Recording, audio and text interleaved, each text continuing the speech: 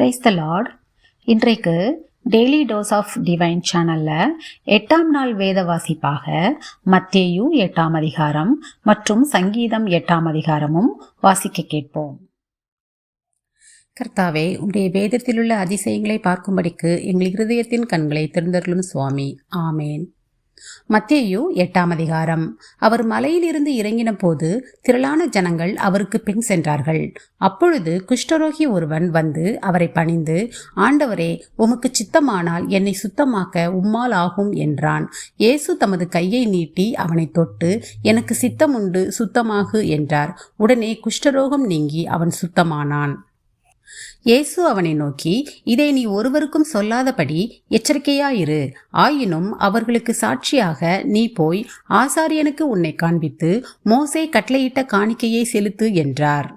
இயேசு கப்பர்நகூமில் பிரவேசித்த போது 100க்கு அதிபதி ஒருவன் அவரிடத்தில் வந்து, ஆண்டவரே, என் வேலைக்காரன் வீட்டிலே திமிர்வாதமாய் கிடந்து கொடிய வேதனைப்படுகிறான் என்று அவரை வேண்டிக் கொண்டான்.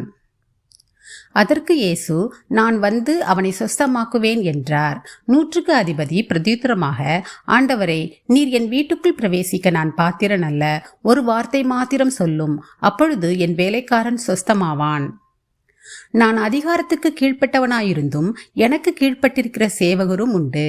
நான் ஒருவனை போவென்றால் போகிறான், மற்றொருவனை வாவென்றால் வருகிறான். என் வேலைக்காரனை இதை செய்யென்றால் செய்கிறான் என்றான். இயேசு இதை கேட்டு ஆச்சரியப்பட்டு தமக்கு பின் செல்லுகிறவர்களை நோக்கி, இஸ்ரவேலருக்குள்ளும் நான் இப்படிப்பட்ட விசுவாசத்தை காணவில்லை என்று மெய்யாகவே உங்களுக்கு சொல்லுகிறேன். அநேகர் கிழக்கிலும் மேற்கிலும் இருந்து வந்து பரலோக ராஜ்யத்தில் ஆபிரகாம், ஈசாக்கு, யாக்கோபு என்பவர்களோடே பந்தியிருப்பார்கள். ராஜ்யத்தின் புத்திரரோ புறம்பான இருளிலே தள்ளப்படுவார்கள். அங்கே அழுகையும் பற்கடிப்பும் உண்டாயிருக்கும் என்று உங்களுக்கு சொல்லுகிறேன் என்றார். பின்பு இயேசு 100க்கு அதிபதியை நோக்கி, நீ போகலாம், நீ விசுவாசித்தபடியே உனக்கு ஆக கடவது என்றார். அந்த நாழிகையிலே அவன் வேலைக்காரன் சொஸ்தமானான். இயேசு பேதுருவின் வீட்டிலே வந்து அவன் மாமி ஜுரமாய் கிடக்கிறதை கண்டார். அவர் அவள் கையை தொட்டவுடனே ஜுரம் அவளை விட்டு நீங்கிற்று. அவள் எழுந்திருந்து அவர்களுக்கு பணிவிடை செய்தாள். அஸ்தமனமான போது பிசாசு பிடித்திருந்த அநேகரை அவரிடத்தில் கொண்டு வந்தார்கள். அவர் அந்த ஆவிகளை தமது வார்த்தையினாலே துரத்தி பிணியாளிகள் எல்லாரையும் சொஸ்தமாக்கினார். அவர் தாமே நம்முடைய பலவீனங்களை ஏற்றுக்கொண்டு நம்முடைய நோய்களை சுமந்தார் என்று ஏசாயா தீர்க்கதரிசியினால் உரைக்கப்பட்டது நிறைவேறும்படி இப்படி நடந்தது. பின்பு திரளான ஜனங்கள் தம்மை சூழ்ந்திருக்கிறதை இயேசு கண்டு அக்கறைக்கு போக கட்டளையிட்டார். அப்பொழுது வேதபாரகன் ஒருவன் வந்து, போதகரே, நீர் எங்கே போனாலும் உம்மை பின்பற்றி வருவேன் என்றான். அதற்கு இயேசு, நரிகளுக்கு குழிகளும் ஆகாயத்து பறவைகளுக்கு கூடுகளும் உண்டு, மனுஷகுமாரனுக்கோ தலை சாய்க்க இடமில்லை என்றார். அவருடைய சீஷர்களில் வேறொருவன் அவரை நோக்கி, ஆண்டவரே, முன்பு நான் போய் என் தகப்பனை அடக்கம் பண்ண எனக்கு உத்தரவு கொடுக்க வேண்டும் என்றான். அதற்கு இயேசு, மரித்தோர் தங்கள் மரித்தோரை அடக்கம் பண்ணட்டும், நீ என்னை பின்பற்றி வா என்றார். அவர் படவில் ஏறின போது அவருடைய சீஷர்கள் அவருக்கு பின் சென்று ஏறினார்கள். அப்பொழுது படவு அலைகளினால் மூடப்படத்தக்கதாய் கடலில் பெருங்காற்று உண்டாயிற்று. அவரோ நித்திரையாயிருந்தார். அப்பொழுது அவருடைய சீஷர்கள் வந்து அவரை எழுப்பி, ஆண்டவரே, எங்களை இரட்சியும், மடிந்து போகிறோம் என்றார்கள். அதற்கு அவர், அற்ப விசுவாசிகளே, ஏன் பயப்படுகிறீர்கள் என்று சொல்லி எழுந்து காற்றையும் கடலையும் அதட்டினார். உடனே மிகுந்த அமைதல் உண்டாயிற்று. அந்த மனுஷர்கள் ஆச்சரியப்பட்டு, இவர் எப்படிப்பட்டவரோ, காற்றும் கடலும் இவருக்கு கீழ்ப்படுகிறதே என்றார்கள். அவர் அக்கறையிலே கெர்கசேனர் நாட்டில் வந்தபோது பிசாசு பிடித்திருந்த 2 பேர் பிரேத கல்லறைகளிலிருந்து புறப்பட்டு அவருக்கு எதிராக வந்தார்கள். அவர்கள் மிகவும் கொடியராய் இருந்தபடியால் அந்த வழியாக ஒருவனும் நடக்கக்கூடாதிருந்தது.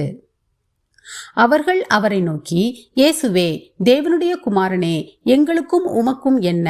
காலம் வரும் முன்னே எங்களை வேதனைப்படுத்த இங்கே வந்தீரோ என்று கூப்பிட்டார்கள். அவர்களுக்கு கொஞ்ச தூரத்தில் அநேகம் பன்றிகள் கூட்டமாக மேய்ந்து கொண்டிருந்தன. அப்பொழுது பிசாசுகள், நீர் எங்களை துரத்துவீரானால் நாங்கள் அந்த பன்றி கூட்டத்தில் போகும்படி உத்தரவு கொடும் என்று அவரை வேண்டிக் கொண்டன. அதற்கு அவர், போங்கள் என்றார். அவைகள் புறப்பட்டு பன்றி கூட்டத்தில் போயின. அப்பொழுது பன்றி கூட்டமெல்லாம் உயர்ந்த மேட்டிலிருந்து கடலிலே பாய்ந்து ஜலத்தில் மாண்டு போயின. அவைகளை மேய்த்தவர்கள் ஓடி பட்டணத்தில் சென்று இந்த சங்கதிகள் எல்லாவற்றையும் பிசாசு பிடித்திருந்தவர்களுக்கு சம்பவித்தவைகளையும் அறிவித்தார்கள். அப்பொழுது அந்த பட்டணத்தார் யாவரும் இயேசுவுக்கு எதிர்கொண்டு வந்து அவரை கண்டு தங்கள் எல்லைகளை விட்டு போகும்படி அவரை வேண்டிக் கொண்டார்கள். சங்கீதம் 8ஆம் அதிகாரம். எங்கள் ஆண்டவராகிய கர்த்தாவே, உம்முடைய நாமம் பூமி எங்கும் எவ்வளவு மேன்மையுள்ளதாயிருக்கிறது. உம்முடைய மகத்துவத்தை வானங்களுக்கு மேலாக வைத்தீர். பகைஞனையும் பழிக்காரனையும் அடக்கி போட தேவரீர் உம்முடைய சத்துருக்களின் நிமித்தம் குழந்தைகள் பாலகர் வாயினால் பலன் உண்டு பண்ணினீர். உமது விரல்களின் கிரியையாகிய உம்முடைய வானங்களையும் நீர் ஸ்தாபித்த சந்திரனையும் நட்சத்திரங்களையும் நான் பார்க்கும்போது, மனுஷனை நீர் நினைக்கிறதற்கும் மனுஷகுமாரனை நீர் விசாரிக்கிறதற்கும் அவன் எம்மாத்திரம் என்கிறேன். நீர் அவனை தேவதூதரிலும் சற்று சிறியவனாக்கினீர். மகிமையினாலும் கனத்தினாலும் அவனை முடிசூட்டினீர். உம்முடைய கரத்தின் கிரியைகளின் மேல் நீர் அவனுக்கு ஆளுகை தந்து சகலத்தையும் அவனுடைய பாதங்களுக்கு கீழ்ப்படுத்தினீர்.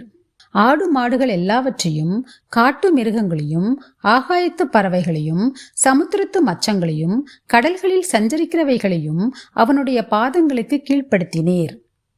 எங்கள் ஆண்டவராகிய கர்த்தாவே, உம்முடைய நாமம் பூமியெங்கும் எவ்வளவு மேன்மையுள்ளதாயிருக்கிறது. ஆமேன். நாம் ஜெபிப்போம். அன்பின் பரலோக பிதாவே, இந்த அருமையான காலை வெளியை தந்ததற்காக உமக்கு நன்றி ஏசப்பா. அப்பா, எங்களுடைய ஆயுசு நாளில் ஒரு நாளை கூட்டி சேர்த்த தயவுக்காக உமக்கு நன்றி ஏசப்பா. இப்பொழுதும் கூட எங்கள் பாவங்கள் ஒவ்வொன்றையும் நீர்தாமே எங்களுக்கு மன்னிக்க வேண்டுமாறு ஜெபிக்கிறோம் அப்பா. அப்பா, இப்பொழுதும் கூட நாங்கள் வாசித்தது போல அந்த 100க்கு அதிபதியைப் போல நாங்களும் கேட்கிறோம் அப்பா. நீர் ஒரு வார்த்தை மாத்திரம் சொல்லுங்கப்பா, எங்கள் வியாதியெல்லாம் நீங்கி நாங்கள் குணமாவோம். எங்கள் சரீரத்தில் உள்ள எல்லா வியாதிகளையும் நீர்தாமே தொட்டு சுகமாக்கிட வேண்டுமாறு ஜெபிக்கிறோம் அப்பா. இப்பொழுதும் நீர் அந்த பிசாசு பிடித்தவர்களை பிசாசின் பிடியிலிருந்து மீட்டது போல இன்றும் நாங்கள் இப்பொழுது பயம், தற்கொலைக்கு தூண்டும் எண்ணம் மற்றும் இன்னும் கெட்ட காரியங்களை செய்ய வைக்கிற, அது கெட்ட வார்த்தைகளை பேச வைக்கிற பிசாசு பிடித்திருக்கிறவர்களுக்காக ஜெபிக்கிறோம் அப்பா. இயேசுவின் நாமத்திலே எல்லா பிசாசின் கட்டுகளும் நீங்கட்டும் அப்பா.